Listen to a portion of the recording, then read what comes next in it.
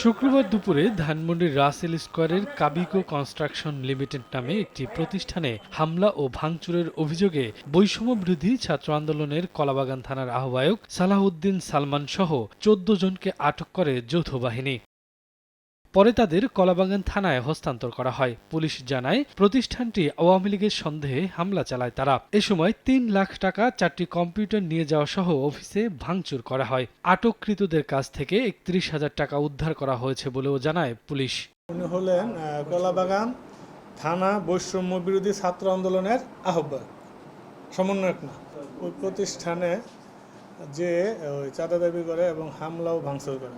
বাদীর অভিযোগ হলো তাদের 4টা ডেস্কটপ, 3 লক্ষ টাকা আর কিছু চেয়ার টেবিল ভাঙচুর করে ওগুলো নিয়ে যায়।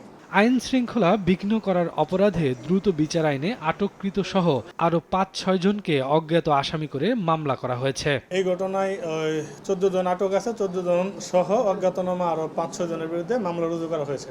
আইন শৃঙ্খলা পরিস্থিতি স্বাভাবিক রাখতে প্রশাসন কঠোর অবস্থানে রয়েছে উল্লেখ করে আইন নিজের হাতে না তোলার আহ্বান জানায় পুলিশ।